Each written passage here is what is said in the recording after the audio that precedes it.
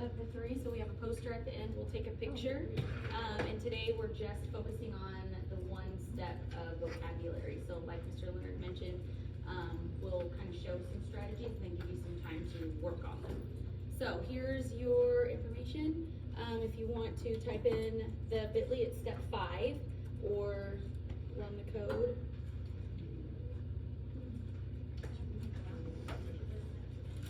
And there's also the QR code on your agenda, is it? Yes, that's right too. It's on the sheet that you. Oh, okay. Does anybody need a sheet? The agenda, and then you guys have an activity sheet too.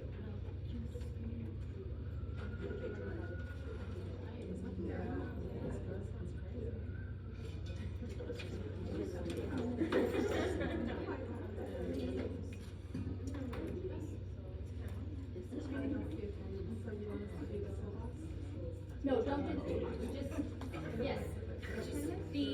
Just the attendance. I'll talk about the toolbox at the end and how you guys can find some of these vocabulary strategies that we'll teach you today at the end.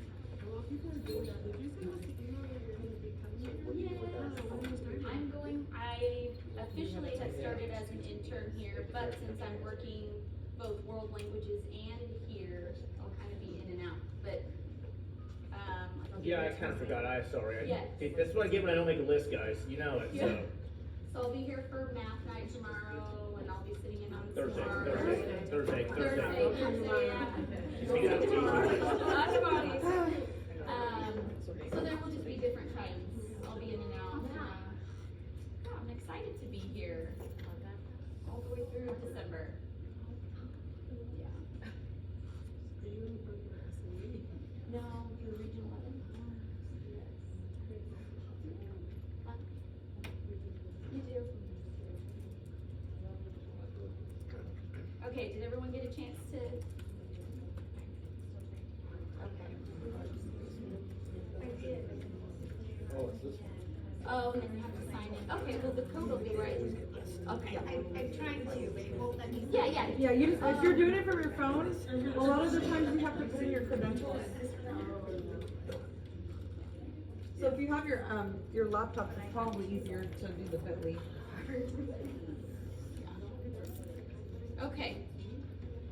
All right, so my name is Vanessa Vasquez, and I'm Crystal's teammate via World Languages. So, like she said, we are going to come present the final step of our 7th step. So, you guys will have been one of the several schools that have finished sheltered instruction.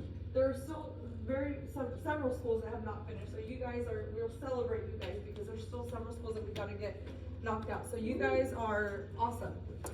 So we are going to give you guys a copy. I know you guys are awesome because we are still chasing them. Guys,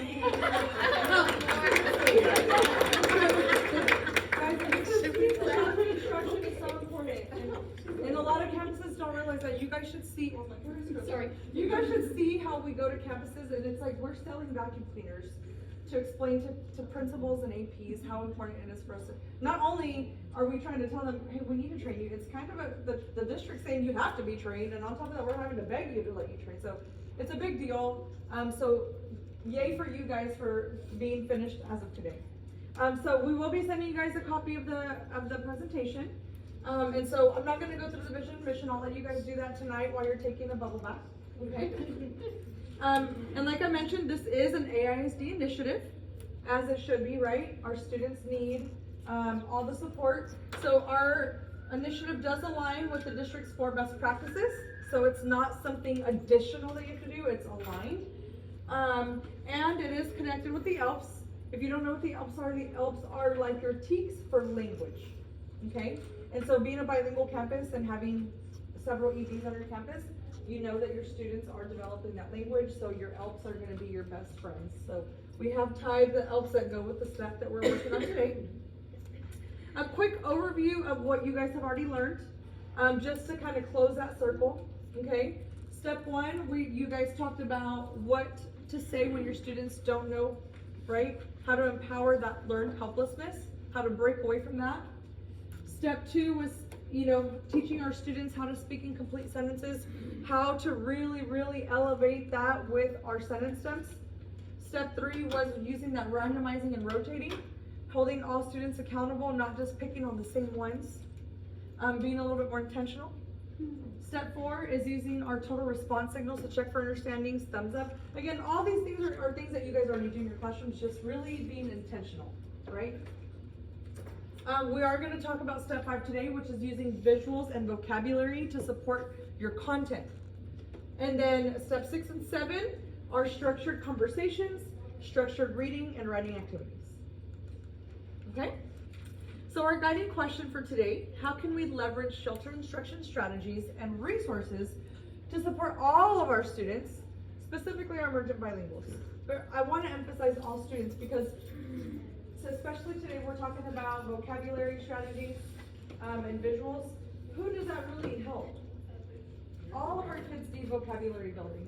All of our kids need visuals to really conceptualize that learning, right? It's not just our language learners. All of our kids are going to be, they're going to get support from this step. Our content and our language objectives, just as we would expect you guys to have these posted, we always have these for you guys.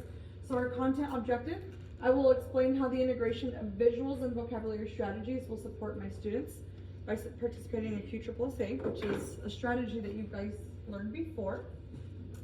And your language objective is I will respond in a complete sentence, right, just as we want our students, orally or in writing by using the following sentence stem.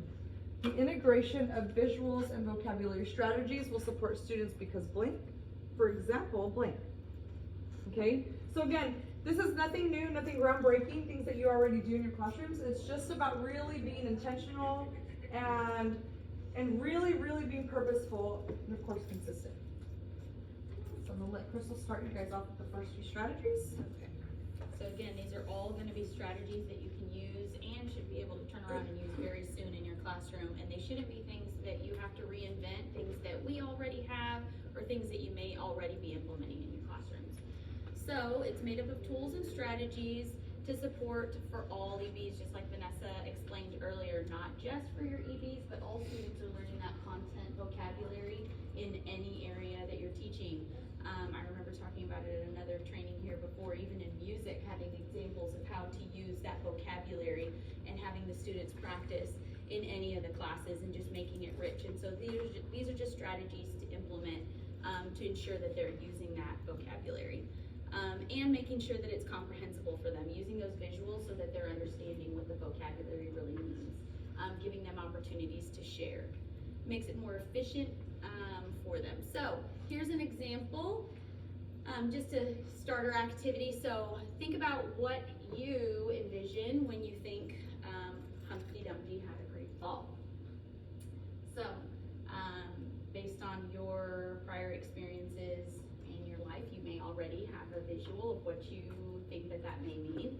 And so now we'll look at what a teacher may be implying when she's teaching this.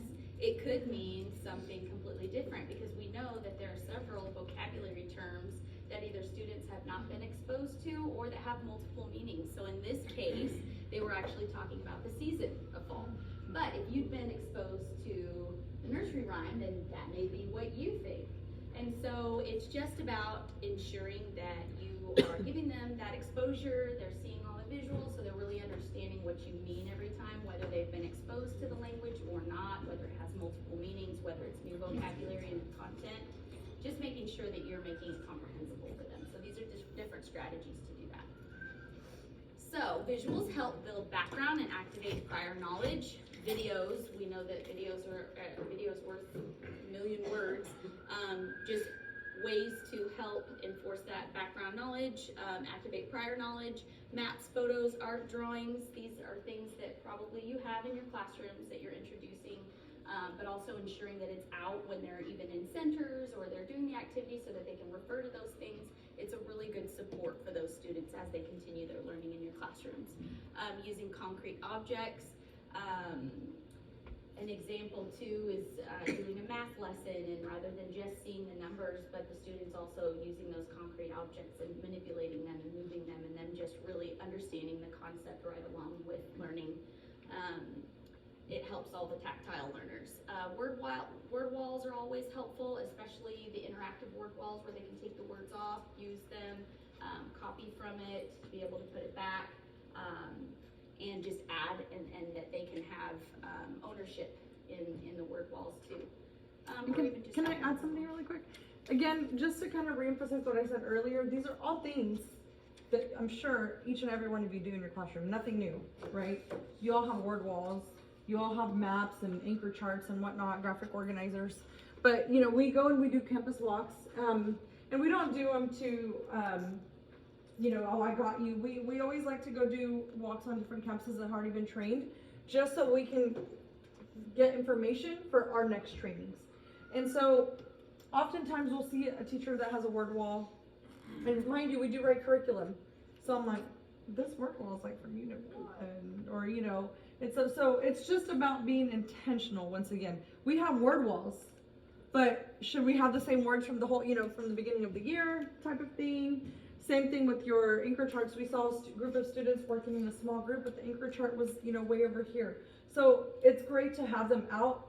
It's great that we use them, but it's about being super intentional and actually using them in an intentional way. Does that make sense? Making them accessible to the students as they're working on whatever the project is they're working on, yes. So closed paragraphs is an intentional way to help students practice academic vocabulary, helping teachers assess students' vocabulary understanding within a particular story. I imagine most of you are using closed paragraphs.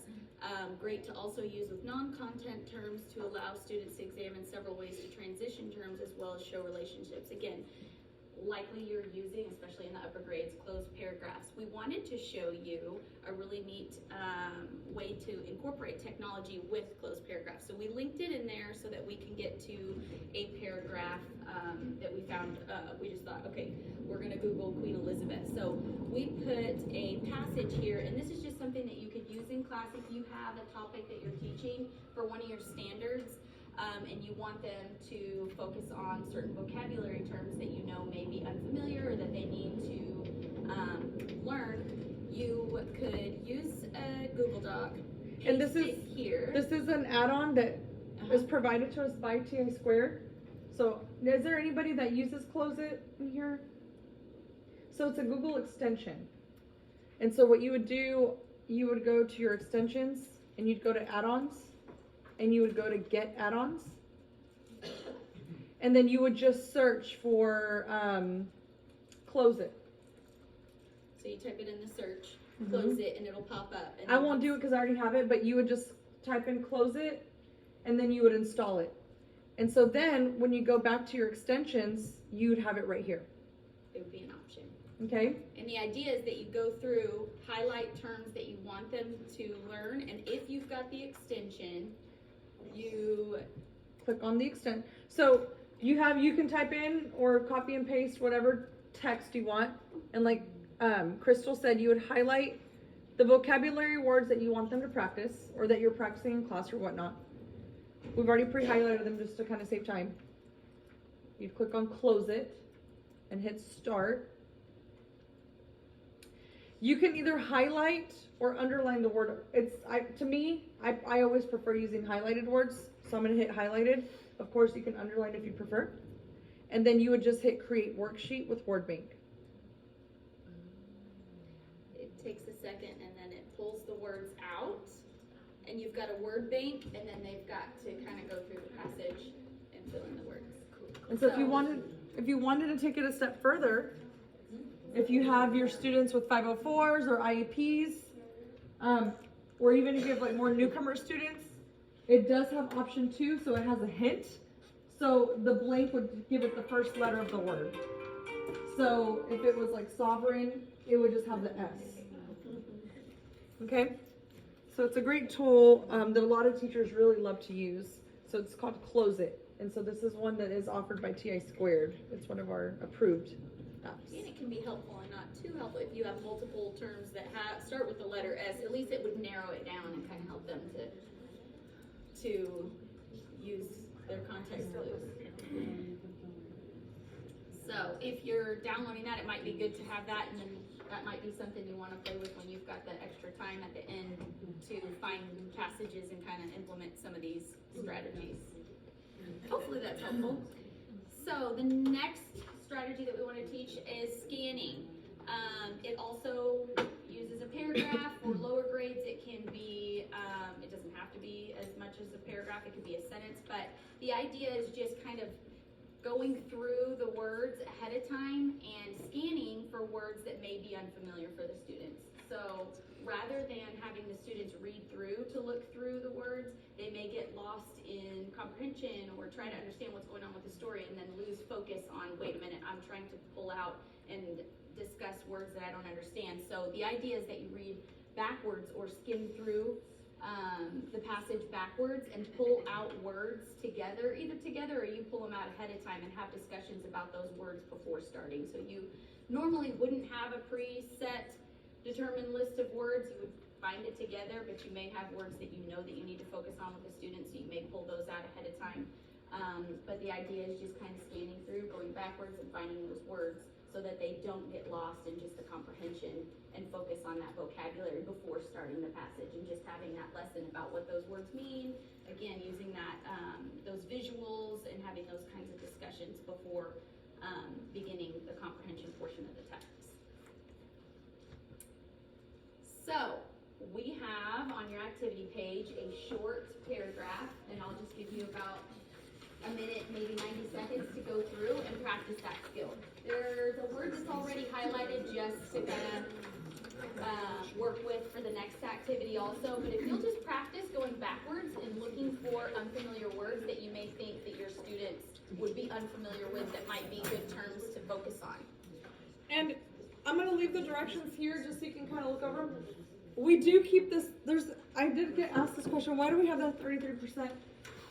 So we adapt our trainings from John Seidlitz, who is the guru of EBs in Texas, really across the nation. But research has shown that with the consistent use of scanning, that comprehension and reading scores have gone up by 33%.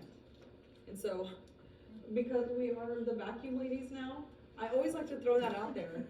You know, just because, I mean, that's such a big deal. You know, you always want your kids to have those opportunities to acquire as much vocabulary, and really in an organic way. And so, this is an activity, like Crystal said, that yes, it is kind of something that it's intentional. So as a teacher, you would pick out some words that you feel like your students would automatically struggle with, and already have some definitions ready for them, and have them work through those words as a table, as a pair, as a whole group.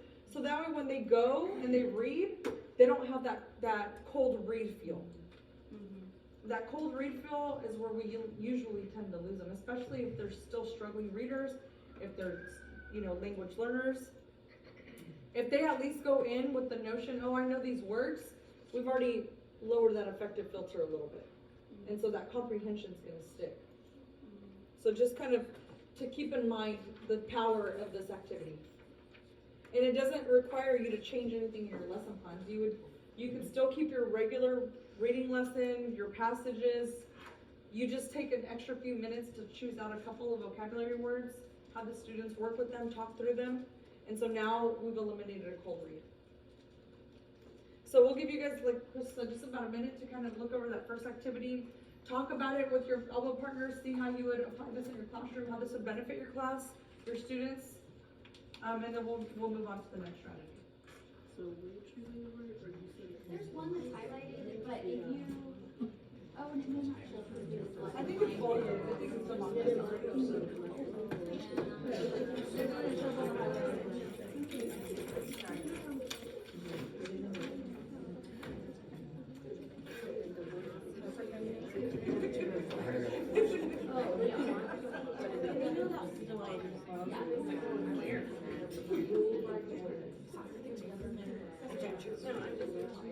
So you just pick out words that you pull out. Yeah, like I would go as a teacher and I was like, I know my kids are gonna fall short. of these. And so I figured out that I already have. So depending on how much I ask for them, I wouldn't even do it. Because they would understand.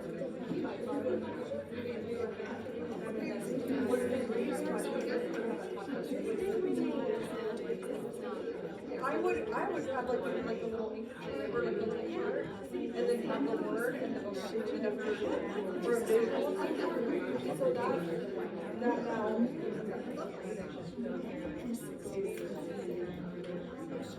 This is off tomorrow. And my voice is off. I have something that is very much on my brain. I was always talking about speech techniques, programming that you're familiar with, not really top of your head. Sorry for Oh, that it reads to them. So they can do it on microphone, they can see it, and it'll show them the words. If you, there's a should have been zero, I think, I don't know, but you should, and if we're to I'm almost certain how to. That'd be nice. Yes. Alright, so that was scanning, and so again, it doesn't require you to add anything or change anything in your lesson plan, maybe just give a few intentional minutes to review vocabulary before your students go in and read something brand new and kind of lower that effective filter. The next strategy that I want to talk about is Marzado's 6-step process when it comes to vocabulary learning. And I actually put this in a play last year whenever I got thrown into Helping Hands. And so we are always so cut short with time as teachers. We never have time to really spend time on teaching vocabulary. As much as the kids need that, we've got to move on, and it takes so much time. And so usually, without ill intent, as teachers, we usually stop around here when it comes to teaching vocabulary. We tell the students what it means, which is step 1, right? Here's a new word, here's what it means. Step 2, you give your students an opportunity to describe the word in their own terms. So if we have time, we'll let the students do that. Step 3, they are drawing or creating some kind of visual to go with the word. Step 4, they're engaging with the word in some type of discussion. Okay? And then step 5 is really where we close that final circle, and now they're able to utilize that word in their writing. And so that word has been, it's been a whole process. And then that last step, 6, is an extension. So they've really conceptualized that word, and now they even use it to play games. They have the full understanding of what that word means. And like I said, unfortunately, with time constraints, as teachers, we usually stop. If we're lucky, we can get to this area. And so I remember whenever I was doing Helping Hands last year, I had the teacher had left me some sub-plans, and he said, my students are taking a vocabulary quiz, just have them go, write their words, 3 times each and just practice them. And so I said, you know what, I'm going to create a Frayer model with them. And so what they did is that they did step 1 here. We did step 1 here, which we wrote out the word, and I told them we talked about what the word meant. And then we created a sentence, with my own terms. We drew a picture, which the kids love that because I'm horrible at drawing. And then we created examples and non-examples together. We did this as a whole group. And then here we did characteristics, synonyms, root words or whatnot. These were a little bit older kids. And so what I did is I put the kids in pairs, and then they created their own because they had a whole list. And then we just did a little simple gallery walk. So the time that they would have spent practicing, we did this, and they had so much fun with it. They got to really engage in all 6. Let me go back, sorry. They got to engage in all 6 of these steps and really learn these words. And again, it's intentional. We don't think about the intention behind it.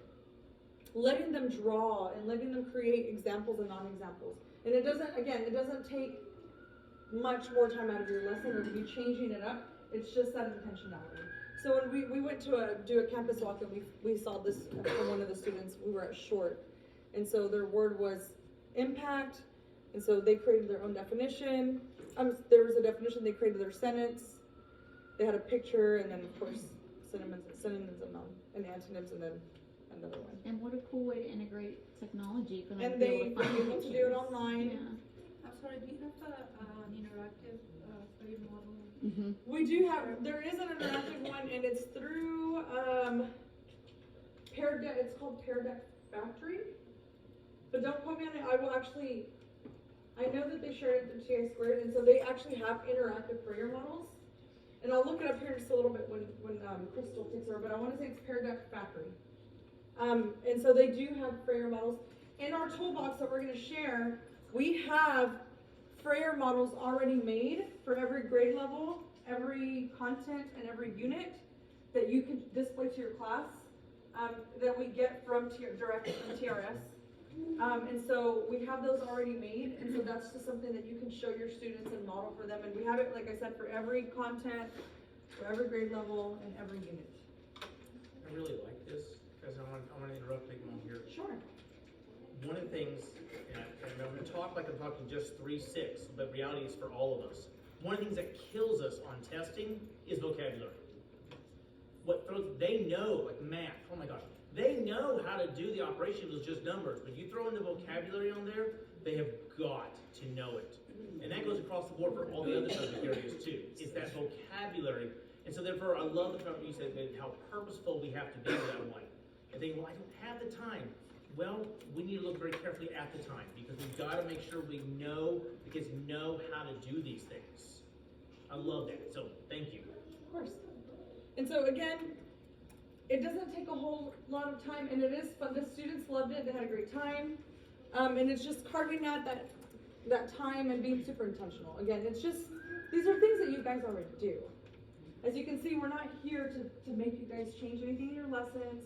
There's nothing groundbreaking. You've all seen this. It's just, again, being intentional.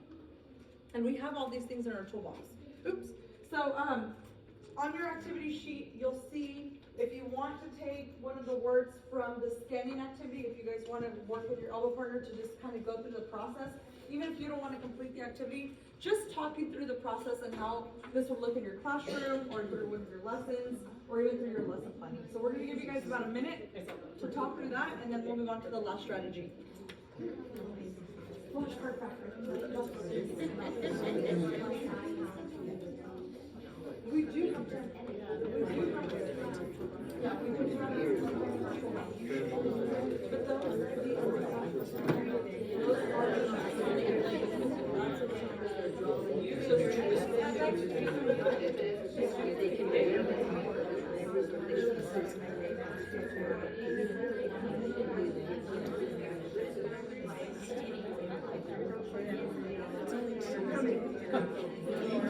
but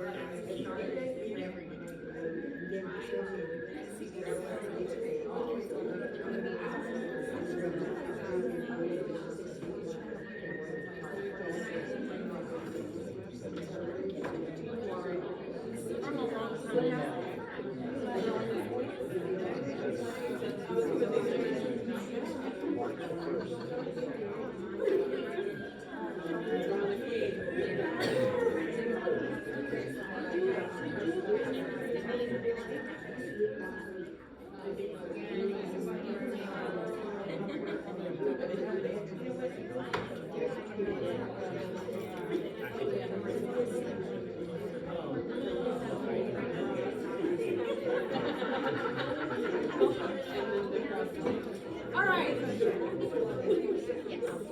Here's just a moment before we end our presentation. Crystal is going to show you guys our toolbox, and we'll both help you guys navigate so you guys can kind of see where to find all these resources. We won't leave you guys high and dry. And so our final strategy that we want to present to you guys today is called a tap and talk. Tap and talk is one of our fan favorites. And so this one, you're allowing your students to use visuals and sentence stems to discuss the vocabulary. So this one is a really powerful one. So how it works, and we also have these again in our toolbox for every grade level, for every unit, for every content. And we also, for all of these that we also have blank templates so that way you can create your own. And they're all pulled from the vocabulary from TRS. So this is a science one. I want to say this one's the second grade one. I might be lying. I don't remember. But how this works, you're given your boxes of all your visuals that go with the vocabulary, what is in a word bank. Bless you. And then we have our discussion stems. So if I'm student A and Crystal is student B, I would start with, I think picture B, it represents a consumer because it looks like he's eating another organism.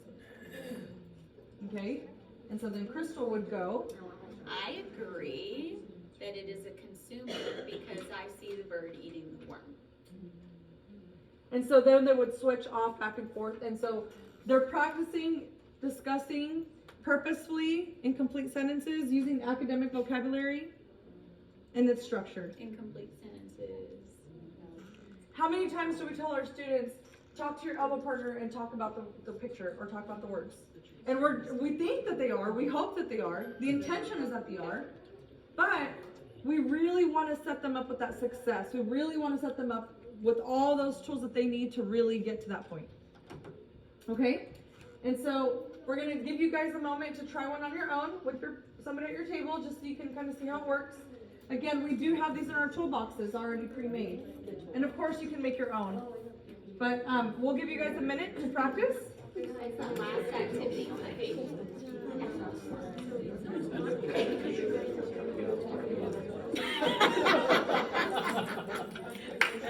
I agree because that's the direction we're heading. It's a good This looks like she got it from the science. But I think she has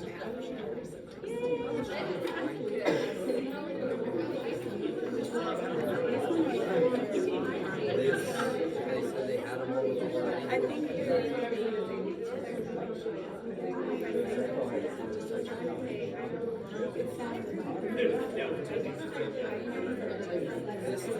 yes. No, they said that they had one for all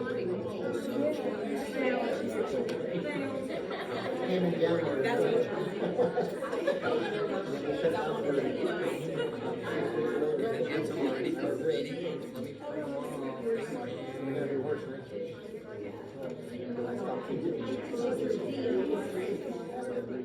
All right. I hope you guys like this one. This one tends to be a fan favorite with our teachers. Teachers really love this one, and QSSA. So before we end today, we are going to show you, Crystal is going to show you how to find these resources in our toolbox. So 2 things. In order to access our toolbox, you are going to have a copy of this presentation. So this presentation has a direct link to our toolbox. You guys also on your agenda have access to our toolbox. And then anytime, since you guys are going to be stuck with Crystal for a little bit, no, I'm just kidding. You guys are going to be seeing Crystal for a little bit. If you click on her signature in any of her emails, it takes you directly to our toolbox. Okay? Just a little quick tip. That's adorable. Yeah, so you'll get to see her toolbox. Okay, so once you get on the toolbox, you'll go to sheltered instruction on the side, sheltered instruction in my content area, and then it'll take you to all the steps that we've been through. Vocabulary, what we did today is step 5. So if you liked tap and talks, here they are. If you liked Frayer models, here they are. And of course, we have a plethora of resources. We just didn't want to come and shove 20 different strategies down your throat. Yes. If at any point you feel that you would like more support, or if you'd like for us to come work with you during PLCs, or just plan with you, or whatever, we are more than happy to do that. And So I'll just- be around. Yeah, we'll be around. Another way, if you go back to sheltered instruction, And if you click on content area support, which all of these ultimately lead to the same things. So if you're a science teacher, you'll click on science. And this applies to all the contents. So if you scroll down, it'll show you, okay, pre-K tap and talk, kinder, first grade, second grade. So it breaks it down by grade level and activity. So however it's easier for you. And then lastly, if you go back to the sheltered instruction tab, we also do have instructional videos on how to apply those. Okay? So we do have quite a bit of resources for you guys that are available. Again, if you need any additional support, we are more than happy to come out, work with you, with your team during PLCs. We are flexible. And so that's our toolbox. We'll let you, here in a little bit, whenever we let you guys have your time to work, you guys can navigate through that. And then, like she said, you'll be able to see all the different. For each of the units, so if you've got an upcoming unit and you know you have certain vocabulary that you need to hit, yeah, so here's unit 2, for example. And then we always example. provide a blank template, so you can create your own. Editable, to put your own pictures, vocabulary terms, that kind of thing. So I think these are the types of things that Mr. Leonard wants to give you time to be able to dig into and see what applies for your upcoming units, depending on your subject area, to be able to, I mean, these are ready, available to just take and print and use tomorrow. So, Or you can just display them on your board, whatever. yeah. So we've seen some teachers use them in their centers, however. You see fit. Okay, I'll put up the code. Oh wait, we Sorry. have the. You want to do the So, QAA? Sorry. Our closing exercise for today. How does the integration of visuals and vocabulary strategies better support students? So we are going to use the QAAA. So here's our question. Our signal is you're going to give us a thumbs up when you have your answer ready. Your sentence stem. The integration of visuals and vocabulary strategies will support students because blank, for example, blank. And so we are going to give you a quick moment to share with your elbow partners so you can kind of discuss ideas, and then we are randomly going to call on someone whose birthday is in April. And we do have that list on us. No, I'm just kidding. I'm just kidding. So how does the integration of this strategy help support your students? We'll give you about a few seconds to talk about it.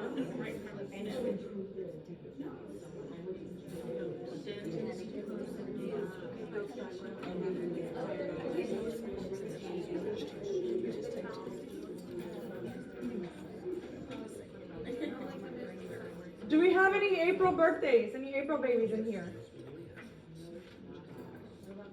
Oh, come on.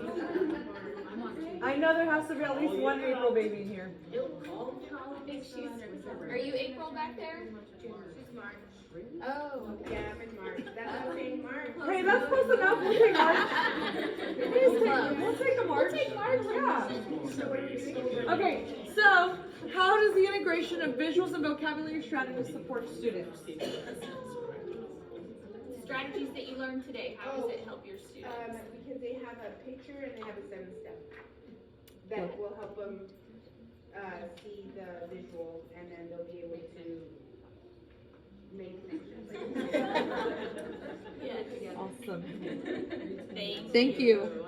So here, does anybody have any questions for us before? All right, so what we're gonna do here, we're gonna give you your code, and then Mr. Leonard will give you guys your time to explore the toolbox and work on whatever you guys need to work on. You guys are officially AISD district chained. So Blanton is awesome. It's like pulling teeth to get several campuses to do this. So you guys are officially trained. All right, guys, here's the deal. I wanted you to have time to go into this, use it, apply it, and look at where can I apply this in my upcoming lessons. Take that time now to get in there and explore. I think everybody uses play, but you all know what I mean. Get in there, you're using it, working with it, and go, where can I put this? A great idea would be in, some of these would be in your center. Some of these vocabulary activities in your centers. But anyway, let you guys have that time to get in there. and increase vocabulary. So if you guys wanna get back into the toolbox and looking through all that stuff, and then here's your, don't forget your pickup code. Picture.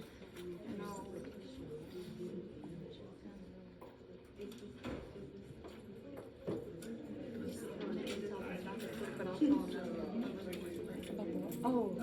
Maybe I can sit back up there.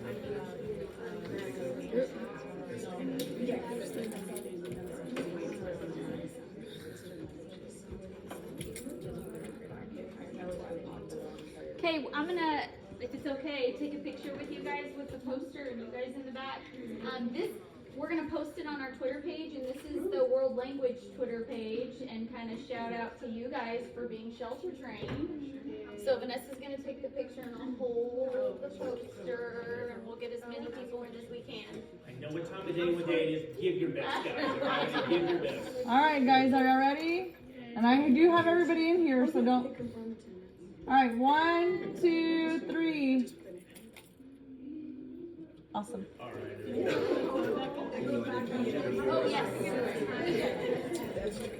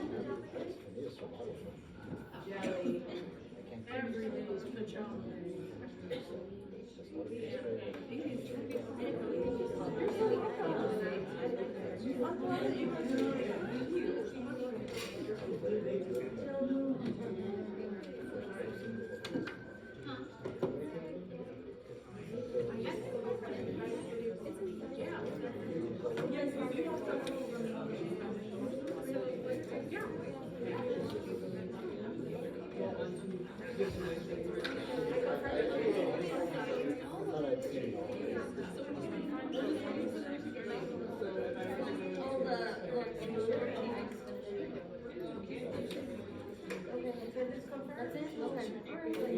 So it's these ones, and I made 1, 2, 3. So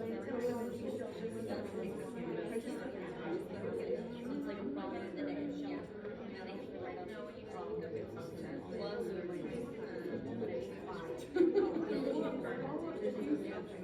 I'll get these next two.